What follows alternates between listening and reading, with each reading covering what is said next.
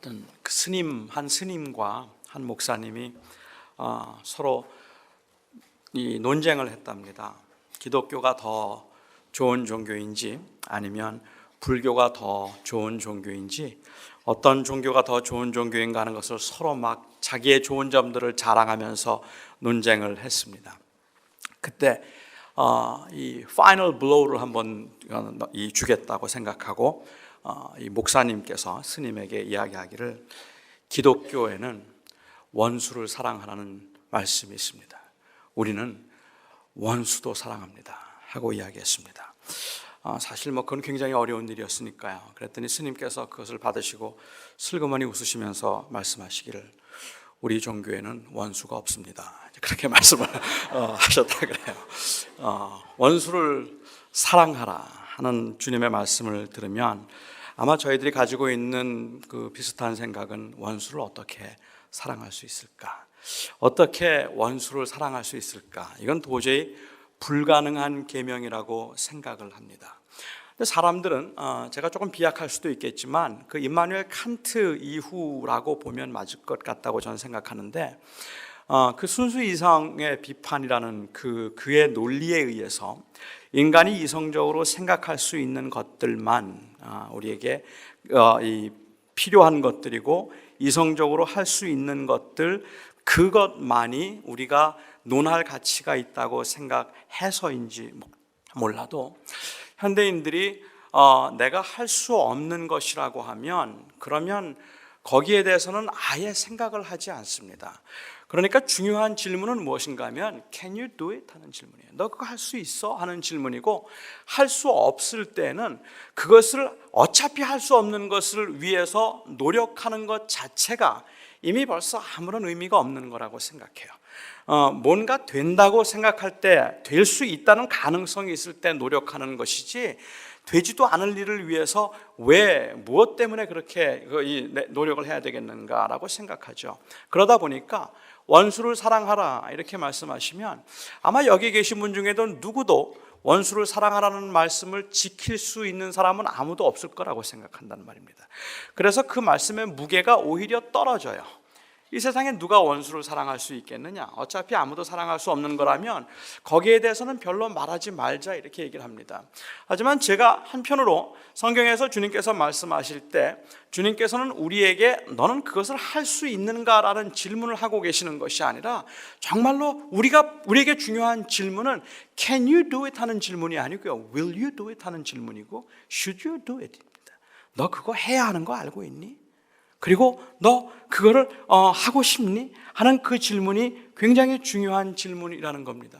마태복음 5장에 있는 말씀을 보면 예수님께서 말씀하실 때 사람이 이 마음속에 여자를 보고 음욕을 품은 자는 이미 간음한 자니라. 그런데 그 전에 주님께서 이렇게 말씀하세요.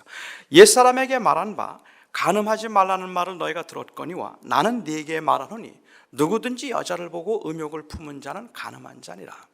옛사람에게 말한 바 살인하지 말라는 말을 너희가 들었거니와 나는 네게 이르노니 누구든지 형제를 미워하거나 형제를 보고 미련한 자라 부르는 자는 다 지옥에 가리라 말씀하셨습니다.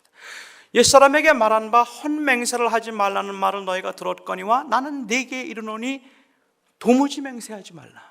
이제 그 부분에 대해서는 제가 야고보서 끝부분에 다시 한번 설명을 드리도록 하겠는데요, 주님께서 이렇게 말씀을 하실 때 결국은 사람들이 생각하기는 간음하지 말라고 주님께서 말씀하셨으니까 이 말씀을 잘 지켜야 되겠지라고 생각할 때, 주님께서 하신 도전은 마음속에 음욕을 품었다면 이미 간음한 거다 말씀하셨습니다. 형제를 살인하지 말라는 말씀을 듣고, 사실 아무도 사람을 죽인 적이 없으니까 저희 중에는 다 그렇잖아요. 그러니까는 우리는 이 계명을 잘 지키고 있다고 생각하는데, 형제를 미워한 것은, 형제를 보고 미련한 자라고 말한 것은, 그것은 이미 벌써 살인한 것과 다를 바 없다. 주님이 그렇게 말씀하셨단 말입니다. 그렇다면 이 말씀 앞에 우리가 어떻게 서겠느냐는 거예요. 그러니까는 산상수훈에 있는 말씀들을 보면서 저희가 보통 느끼는 것은, 어떤 분들은 말하기를 이거는 천상에서의 삶의 모습을 보여준 거라는 그러한 해석까지도 가능하게 만드는 것입니다. 그러나 주님께서 그 말씀을 하실 때 저희들에게 던지는 첫 번째 질문은 무엇이냐면 See, can you do it? 하는 질문입니다. 할 수 있어? 살인하지 말라는 계명을 너 지킬 수 있겠어? 간음하지 말라는 계명을 내가 지킬 수 있겠어? 이게 주님께서 던지시는 질문입니다. 우리의 답이 뭡니까? 못합니다요. 못합니다. 저는 못합니다. 그리고 주님께서는 말씀하시기를 내가 못하기 때문에 내가 했다. 그리고 주님께서 우리를 위해서 십자가에 못 박혀 죽으신 겁니다. 그래서 우리의 의가 서기관의 의보다 낫지 않으면 결탄코 천국에 들어갈 수가 없는데, 우리는 서기관이나 바리새인들의 의를 따라갈 수 없을 때 예수님이 우리의 의가 되어주셔서 누구든지 그를 믿는 자는 영원한 하나님의 나라에 들어가게 하시는 은혜를 우리에게 주셨다는 말입니다. 그러니까 더 이상은 율법을 지킴으로 구원에 이르는 것이 아니라 이제는 예수 그리스도의 의를 옷 입어서 그를 믿음으로 구원에 이르도록 주님께서 우리에게 베풀어 주신 것이죠. 이건 엄청난 은혜이고 사랑입니다. 그런데 산상수훈을 거기서 마치면 안 된다는 말입니다. 그리고 난 다음에 주님께서 그 다음에 하시는 질문은, 내가 너를 위해서, 내가 할 수 없을 때 내가 너를 위하여 죽어서 너로 하여금 하나님의 거룩한 백성이 되게 하였다. 그 은혜에 감격한 사람들에게 그 다음에 던지시는 질문이 뭐냐면 So will you do it? 이제 한번 이렇게 해볼래? 하는 질문입니다. 너 깨끗하게 살아볼래? 다른 사람들을 용서하며 살아볼래? 원수를 사랑할래? 하고 주님께서 물으시는 겁니다. 만약에 원수를 사랑함으로 구원에 이르도록 하는 것이라고 말한다면 아무도 못해요. 못합니다라고 말해야 합니다. 그러니까 우리는 못합니다라고 말을 하고, 그래서 주님께서 So I did it for you, but would you do it? 그 다음에 저의 대답은 Yes, I would. 하겠습니다. 하고 싶습니다. 그렇게 살고 싶습니다. 그게 우리에게서 나오는 반응일 거라고 생각합니다. 원수를 사랑하라고 주님께서 말씀하시거나, 아니면 맹세하지 말라고 주님이 말씀하시거나, 간음하지 말라고 말씀하실 때 이건 아무도 어차피 지키지를 못할 계명이니까 주님께서 그냥 하셨다 하고 그냥 그렇게 끝낼 것도 아니라는 겁니다. 우리가 100번을 넘어지고 1000번을 넘어지더라도 우리의 마음속에 가지고 있는 그 하트는 무엇인가 하면 그렇게 살고 싶은 거예요. 정말로 그렇게 살고 싶은 거예요. 그게 우리의 간절한 소원이에요. 몇 번을 넘어졌는가가 중요한 게 아닌 겁니다. 아니, 오늘 넘어졌어도, 오늘 밤에 넘어졌어도 내일 아침이면 또 주님 앞에 무릎을 꿇고 주님의 그 은혜에 의지하여서 주님 잘해보겠습니다 하는 그러한 그 마음이 우리에게서 나올 수밖에 없다는 겁니다. 원수를 사랑하라는 말씀도 그런 의미에서 제가 그런 맥락에서 본다면, 도무지 우리가 아주 할 수 없는 것을 주님께서 요구하시고 우리가 죄인됨만을 보여주신 것이 아니라, 우리는 그 말씀 앞에서 구체적으로 그러면 어떻게 살아야 될 것인가 하는 것을 우리가 생각해 봐야 되는데, 저는 원수를 사랑하라는 말씀이 물론 온전히 사랑한다는 건 불가능하겠지만 주님께서 요구하시는 것이 무엇인가를 보고 어떤 노력을 해야 되는가 하는 점에서 생각해 볼 때는 원수를 사랑하라는 말씀을 우리가 너무 가볍게 생각하는 것 같다는 거예요. 아니, 할 수 없다고 생각하기 때문에 너무 무시하는 것 같다는 겁니다. 성경에서 사랑하라고 이야기를 할 때요, 사랑이라고 하는 것을 제가 이해하는 바로는 성경에서는 그것을 어떤 이모션으로 이야기한 적이 없습니다. 그러니까 우리의 마음속에서 막 이렇게 우러나오는 너무 그 사람이 좋아서 어쩔 줄 모르겠는 그런 상태를 만약에 말하는 거라면, 원수를 사랑하라는 그 말 자체가 이미 모순이에요. 내가 누군가를 막 좋아해줬으면 그러면 원수가 아니에요, 더 이상. 그렇잖아요. 저 원수, 근데 사랑해야지. 그리고는 저거 원수인데 그러면서 마음속에 어떻게 좋은 마음이 나오겠어요, 여러분?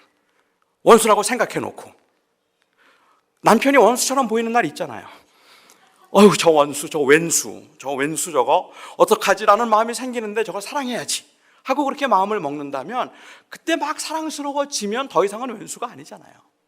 여기서 원수를 사랑하라고 주님 말씀하실 때 사랑이라고 하는 그 의미는 제가 이해하는 바로는요, 우리가 할 수 있는 어떤 영역에서 생각해 본다면 어떤 감정적인 이 상태를 요구하고 있는 것이 아니라, 이것은 제가 이해하는 바로는 fairness입니다.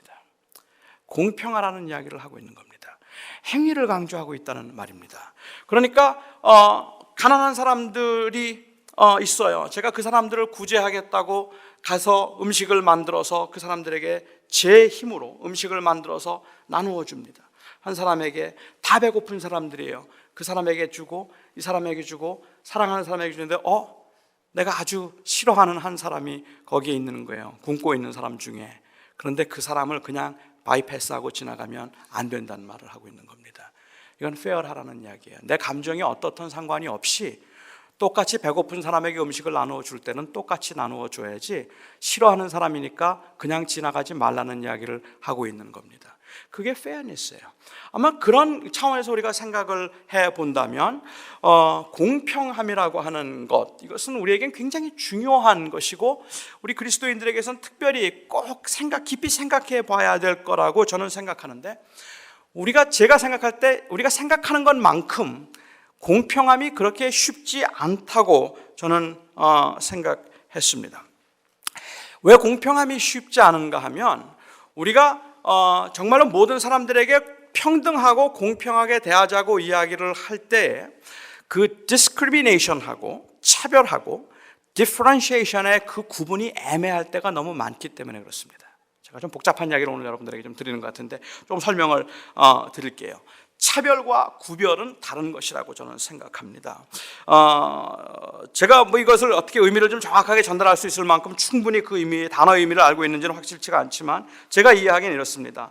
차별이란 부당하고 공정하지 않은 기준으로 다르게 대우하는 것이고, 구별이란 인정된 차이에 의해 만들어진 공평한 기준으로 다르게 대우하는 것입니다. 이거 오늘 겨우 왔더니 이렇게 정신없게 만드는가, 무슨 말인지 이게 도대체 이 차이가 무엇인가 잘 모르겠잖아요. 어떤 분은 이 차이를 가리켜서 국어 사전적 정의와 백과사전적 정의의 차이다 이렇게 말했습니다. 더 어려워졌죠. 제가 이걸 이렇게 한번 풀어보면 어떨까 싶어요. 직장에서 똑같은 조건에서 똑같은 일을 하고 있는데 단지 한국인이라는 이유 때문에 혹은 기독교인이라는 이유 때문에 급료를 적게 주면 그것은 차별입니다. 그렇죠?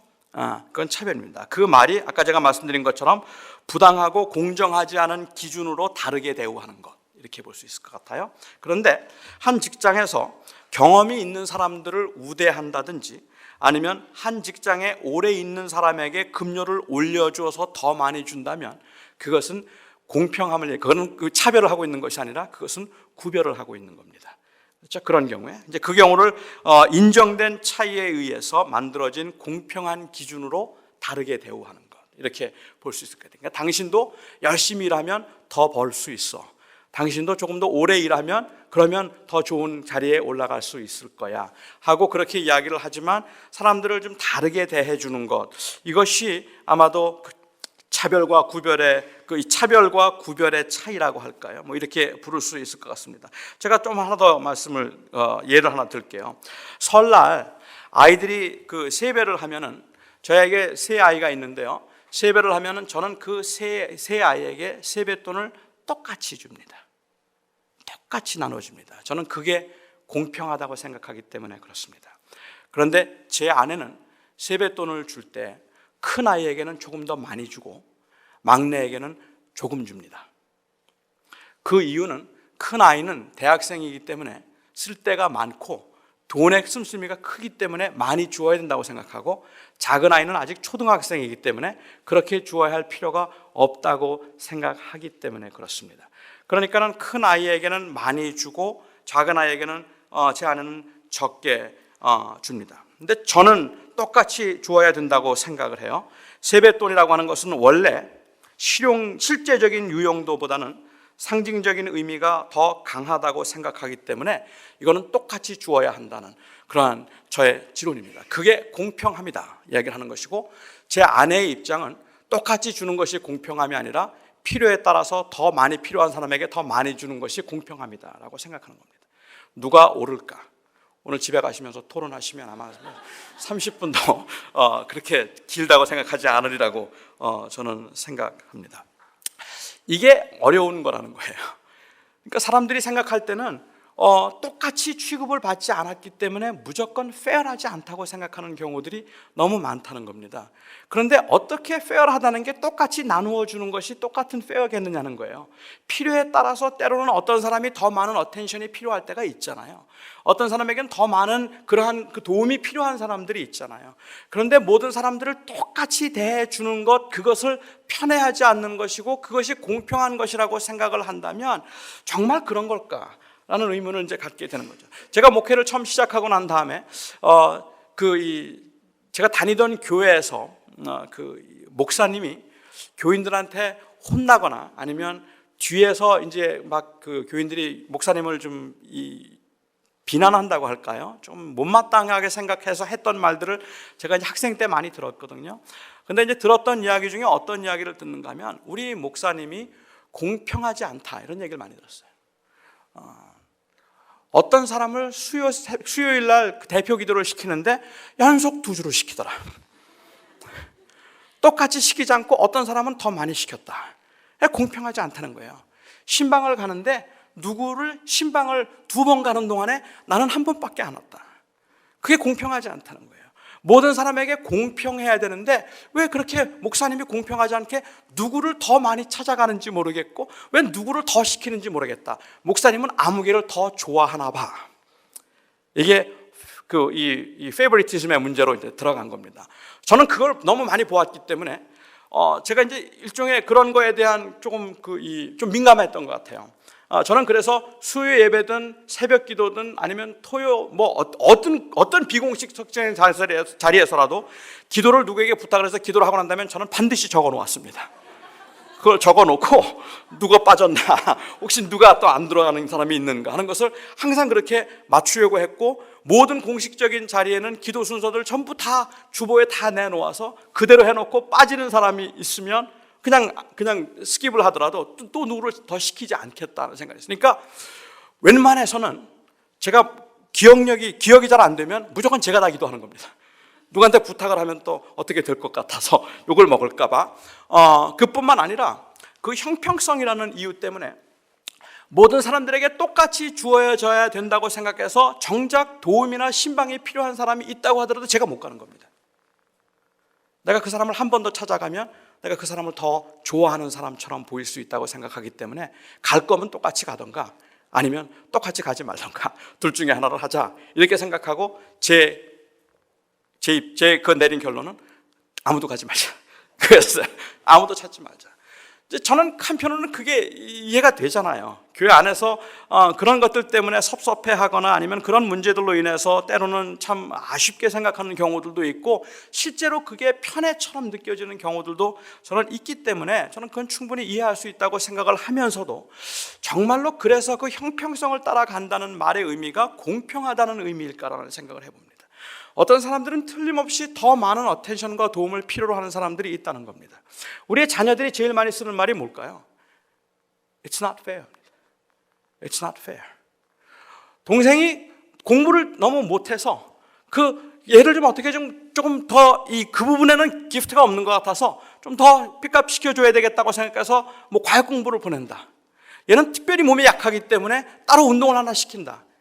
It's not fair. 난 안 해줬는데 왜 걔한테만 해주냐는 거예요. 그러니까는 똑같이 해주자고 얘기를 하면 사람들의 니드가 다 다른데 어떻게 똑같이 갈 수 있겠는가라는 생각을 하게 되는 것이죠. 제가 신학교에 있을 때 한번 이런 일이 있었습니다. 저는 지금 생각해도 참 안타까운 일이었다고 솔직히 생각하는데 당시 이제 신학생들이 다 가난했어요. 다 가난해서 전부 다 어렵게 살고 이제 특히 제가 공부할 때 이제 유학생들이 많았기 때문에 유학생들이 전부 다 대부분 이제 다 어렵게 그렇게 지내고 있었죠. 그런데 제가 신학교 다닐 때 아프리카 가나에서 온 학생이 하나 있었는데 그 학생이 딱 한 명이었어요.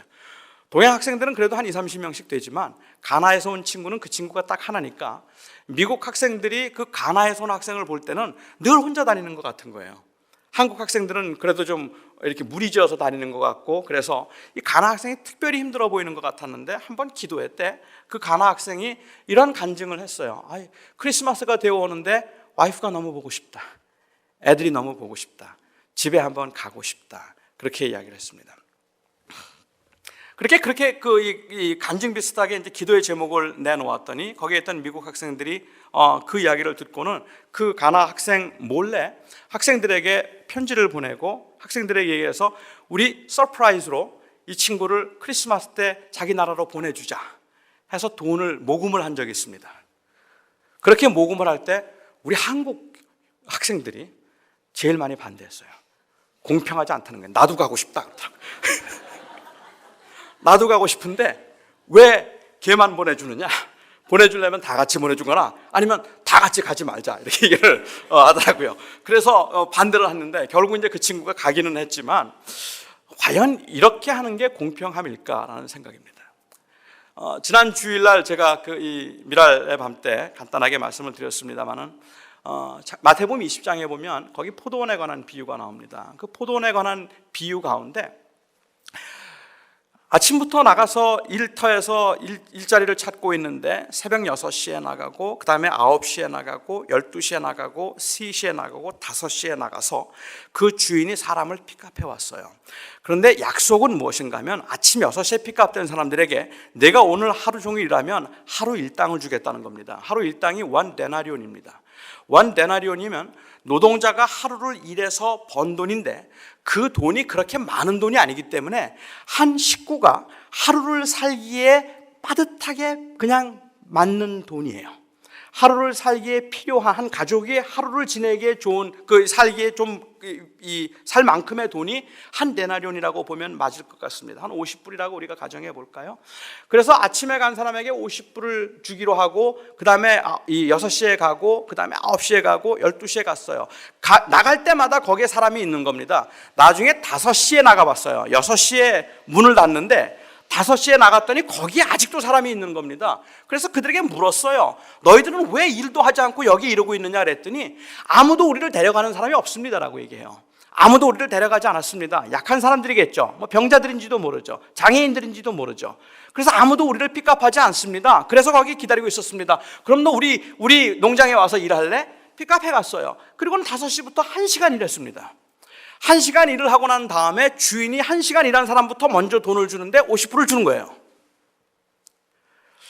저는 이쯤 되면 공평함을 이야기할 때 1시간에 50불이니까 10시간이면 500불을 주어야 페어하다 이렇게 생각을 하고 그 사람들은 처음에 일찍 온 사람들은 조금 우린 더 줄 줄 알고 기대했다가 똑같이 50불을 받고 굉장히 낙심했거든요. 하지만 한 사람이 한 가족이 하루를 살아가는데 필요한 돈이 50불인데 그 사람이 하루 종일 시장에 있었지만 아무도 픽업하는 사람이 없어서 1시간 겨우 일하고 돌아갈 때 주인이 50불을 그에게 주었다고 얘기하면 저 주인은 정말로 공평하다라고 그렇게 박수를 쳐줄 수도 있었지 않았느냐는 말이에요.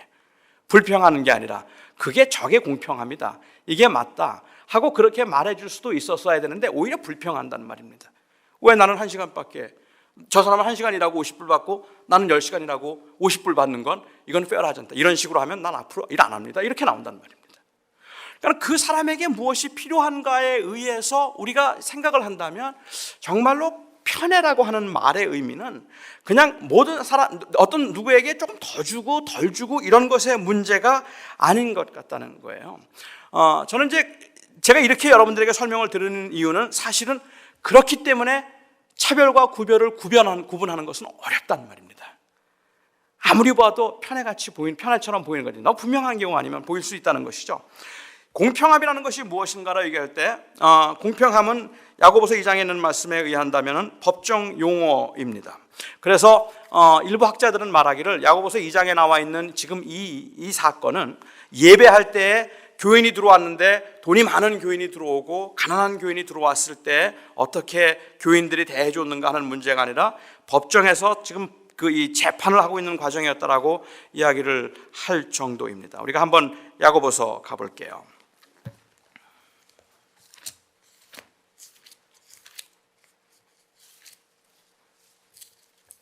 야고보서 2장입니다. 1절부터 볼게요.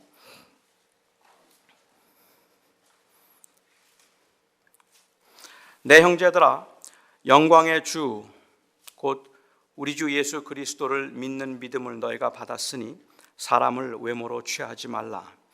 만일 너희 회당에 금가락지를 끼고 아름다운 옷을 입은 사람이 들어오고 또 더러운 옷을 입은 가난한 사람이 들어올 때에 너희가 아름다운 옷을 입은 자를 돌아보아 가로되 여기 좋은 자리에 앉으소서 하고 또 가난한 자에게 이르되 너는 거기 섰든지 내 발등상 아래 앉으라 하면 너희끼리 서로 구별하며 악한 생각으로 판단하는 자가 되는 것이 아니냐.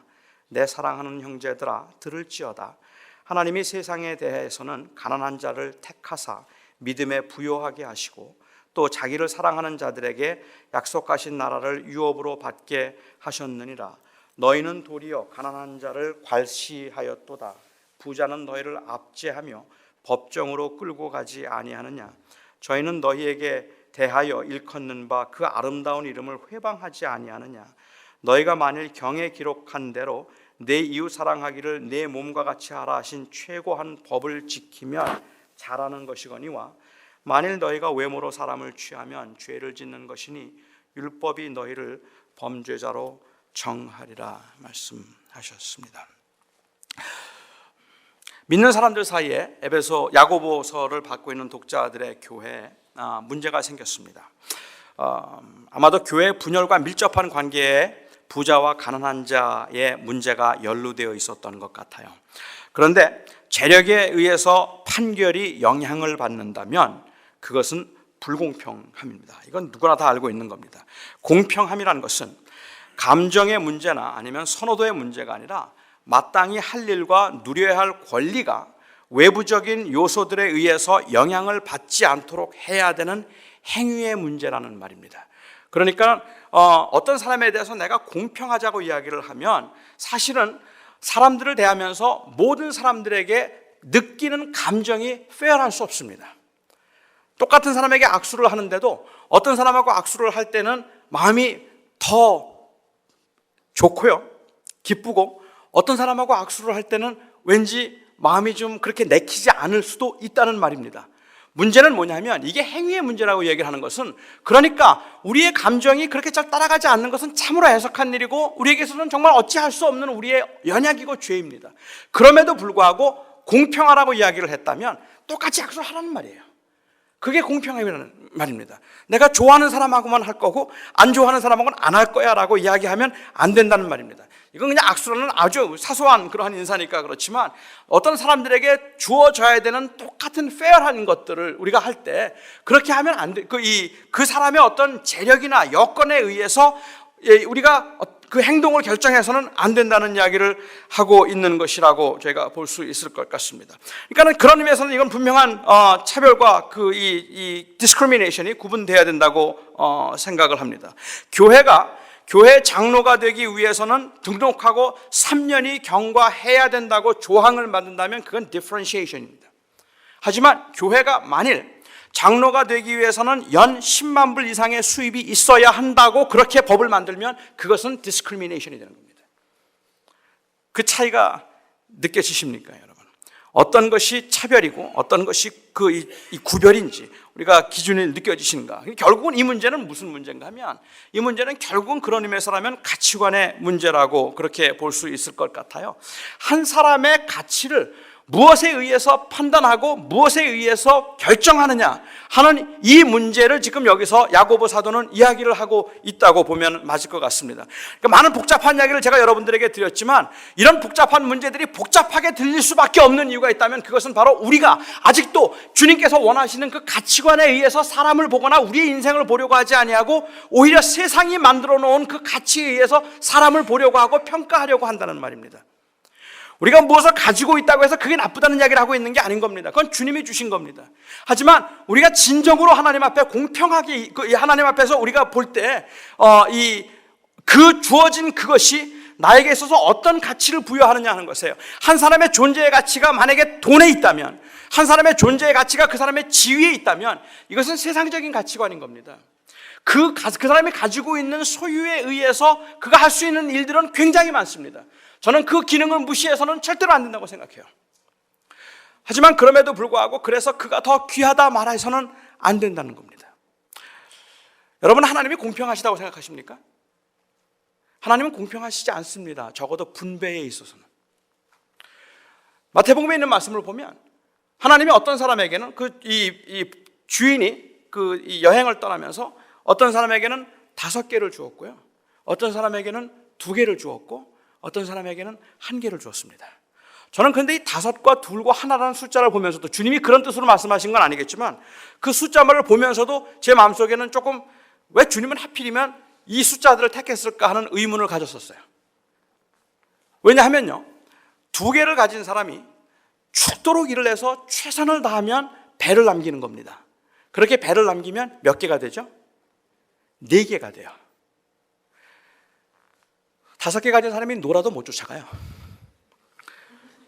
주님께서 5과 셋과 둘이라고 말씀하셨더라면 이 3개 가진 사람이 그래 5개 가진 사람 좀 놀아라, 내가 조금만 노력하면 너 잡을 수도 있겠다, 뭐 이런 생각이라도 좀 할 수 있지 않습니까? 그런데 어떤 사람은 다 가진 것 같다는 거예요. 5개를 가지고 있는 사람이 있는가 하면 어떤 사람은 2개밖에 없고 어떤 사람은 하나밖에 없는 경우도 있다고 저는 생각합니다. 그러니까 2개 가진 사람이 아무리 노력을 해도 5개 가진 사람을 쫓아갈 수가 없는 거예요. 밤새도록 며칠 동안을 시험 공부를 하죠. 며칠 동안 밤새도록 시험 공부를 하면서 내 룸메이트를 보았더니 얘는 놀았어요. 분명히 공부 안 하다는 말이에요. 계속 놀고 TV 보고 그냥 밖에 나가서 운동하고 돌아오고 옳지, 이번이 기회다, 내가 너 오늘 잡는다 하고는 그냥 열심히 공부를 했단 말입니다. 며칠 동안은 그냥 달달달달 외우면서 공부를 했어요. 내가 그 친구를 주시하면서 공부를 했어요. 이 친구 공부 끝까지 안 했어요. 그리고 마지막 자기 전에 책 펴가지고 뭐 쭉 한번 이렇게 훑어보고는 그리고 자더라고요. 그리고 시험을 봤는데 A를 맞았어요. 야, 역시. 그리고 그 친구 봤더니 A 플러스 받더라고요. 미치겠는 거예요. 아무리 해도 못 쫓아가겠는 걸 어떡하란 말입니까? 제가 뉴욕에 한번 집회를 갔더니 뉴욕 집회에서 한 여학생이 저에게 와서 그렇게 얘기를 해요. I don't think God is fair. 하나님이 공평하시지 않다는 거예요. 저는 하나님이 공평하시지 않다는 그 여학생에게 하나님이 공평하시지 왜 그런 망령되는 말을 하느냐고 그렇게 반박할 수 없었습니다. 제가 반박할 수 없었던 이유는 저에게 그 말을 했던 그 여학생은 뇌성마비였어요. 평생을 세레브럴 palsy로 뇌성마비로 이 휠체어에 앉아서 평생을 그렇게 살았던 그 여학생이 저에게 와서 하나님은 공평하시지 않다는 그 짧은 말 한마디를 하기 위해서도 몸을 비틀면서 힘들게 그 말을 하고 있는 겁니다. 제가 그 앞에서 어떻게 하나님이 공평하시다고 말합니까? 하나님은 공평하시지 않죠. 그래서 저는 그 학생이 그랬어요. Yeah, I think you're right. 하나님은 공평하시지 않은 것 같다.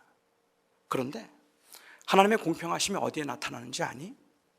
하나님은 너에게 몇 개를 주셨는지를 정확하게 아시고 그리고 그것을 배를 남기는 것 이상은 요구하지 않으신다.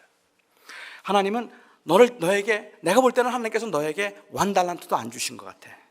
쿼터 탤런트를 주신 것 같다. 그런데 하나님께서는 그 쿼터 탤런트를 가지고 5개를 이기라고 말씀하시지 않는다. 쿼터 탤런트만 남기면 그러면 너는 착하고 충성된 종인 거야. 하나님께서 하나님의 공평하심은 저는 분배에 있는 게 아니라고 생각합니다.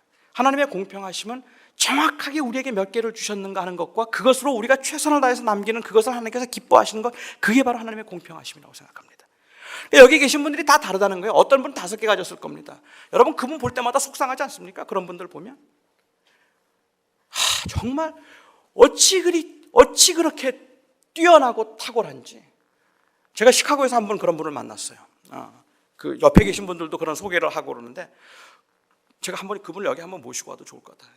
그분을 이렇게 대면 돈이 된대요. 얼마나 사업 수완이 좋은지 다 죽어가는 가게도 그분이 되면 돈이 된대요. 살아난대요. 그런 분이 있는가 하면 정말 열심히 하는데 잘 되는 것도 나만 들어가면 망하는 또 분들 계시죠. 그런 분들 계시지 않습니까? 다 재능이 달라요. 어떤 사람은 크게 가졌고 어떤 사람은 적게 가졌어요. 어떤 사람은 정말로 다 가진 것 같아요.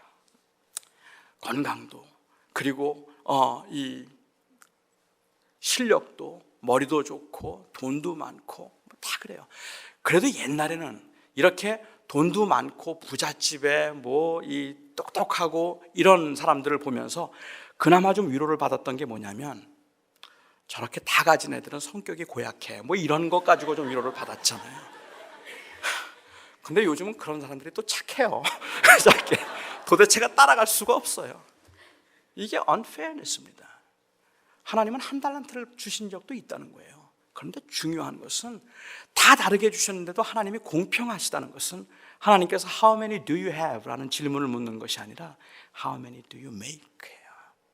그게 주님의 질문이기 때문에 우리는 하나님 앞에서 공평함을 말할 수 있는 거라고 저는 생각합니다. 그러니까 결국은 나에게 무엇이 주어졌던, 어떤 사람에게는 5개가 주어졌고 어떤 사람에게는 1개가 주어졌지만 그 1개가 주어지고 5개가 주어진 것은 다 하나님께서 각자에게 그 목대로 나누어 준 것으로 이것 가지고 우리가 최선을 다해서 하나님을 영화롭게 하면 되는 거야 라고 생각하고 있는 한은 1개 가진 사람을 뭐라고 말할 수 없다는 말입니다.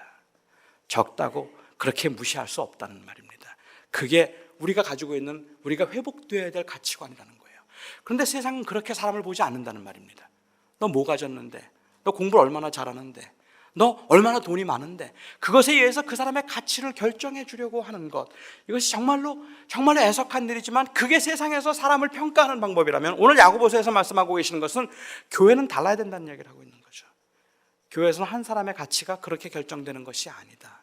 교회에서는 모든 사람이 하나님 앞에 평등하다. 그 말은 모두가 다 똑같이 가졌다는 말을 하고 있는 것이 아니라 우리가 그 한 사람을 볼 때 그 사람의 영혼을 볼 줄 알아야 된다는 거예요. 그뿐만 아니라 그를 향한 하나님의 계획을 볼 줄 알아야 된다는 거예요. 작아 보여도 작지 않다는 말입니다. 여기 우리가 지금 볼 때는 만약에 우리가 이 가치관만 좀 제대로 붙잡을 수 있다면 저는 많은 문제들을 해결할 수 있을 거라고 그렇게 생각합니다. 그런데 가치관이 스크루업된 상황에서는 아무리 겸손한 척 보여도, 아무리 페어하게 이야기하고, 아무리 이 편애를 하지 않는 것처럼 보여도 어쩔 수 없이 우리가 범죄하게 되는 경우들이 많이 생긴다고 생각합니다. 제가 하나만 더 좀 생각해 보고 가고 싶습니다. 그 다음에 말씀을 좀 보면은요,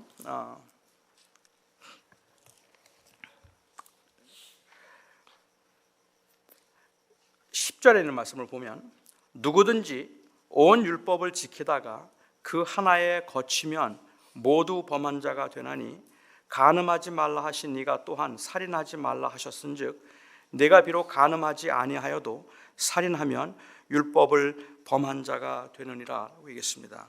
오늘 이 말씀에 대해서 좀 오해가 없기를 저는 바랍니다. 이 말씀은 그냥 한 율법 하나만 범해도 결국은 모든 율법을 다 범한 거야. 그러니까 세상에 있는 사람들은 다 죄인인 거야 하는, 모든 사람들이 죄인이라는 사실을 드러내기 위한 어떤 논리적인 그러한 이것으로 지금 논리를 전개하기 위해서 이것을 이야기하는 것도 아닙니다.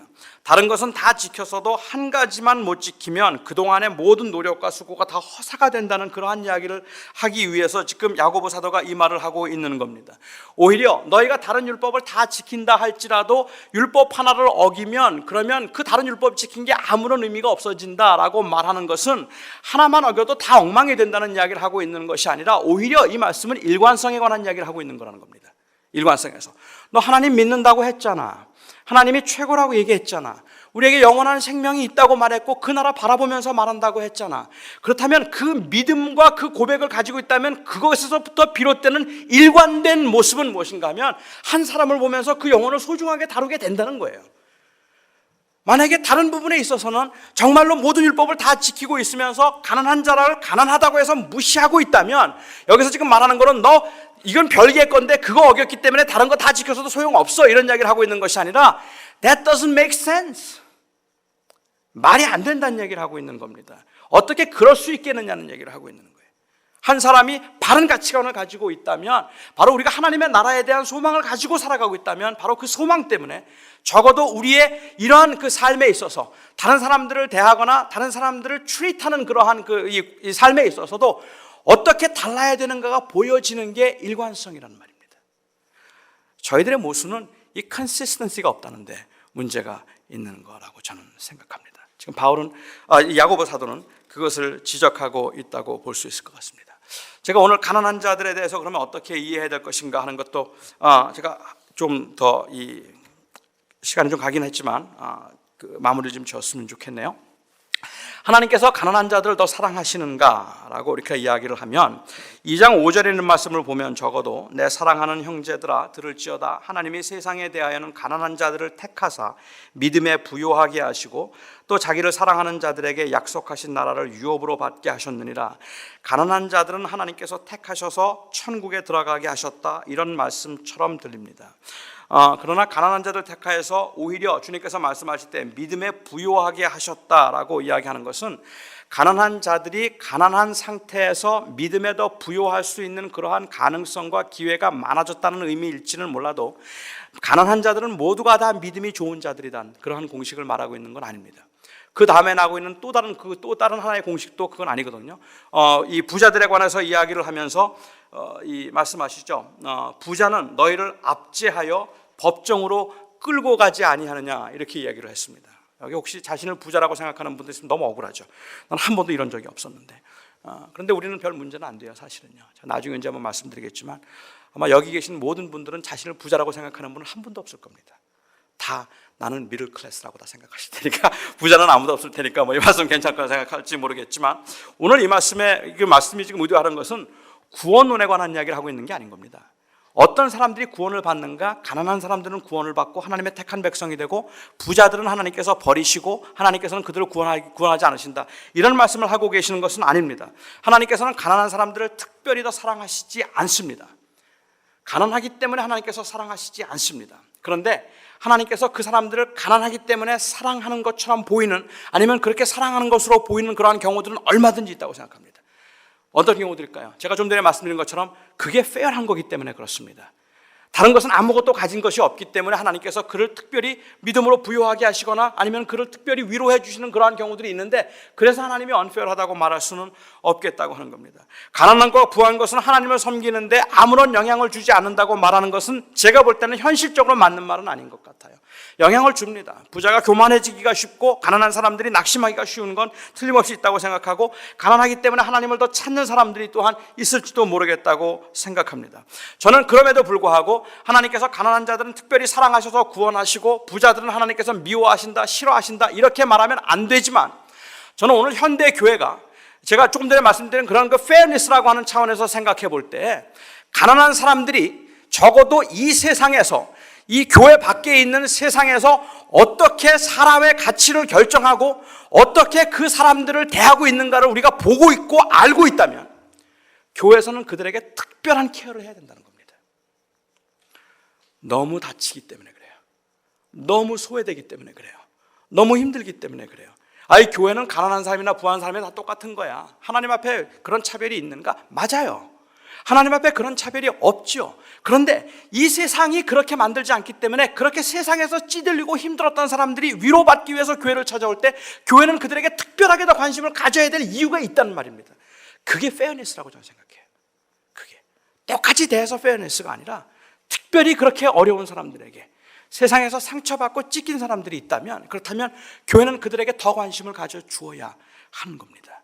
하나님이 그들을 더 사랑해서가 아니라, 저는 단순히 가난이라는 이유 때문이 아니라 세상에 있는 불의 때문에 그런 겁니다.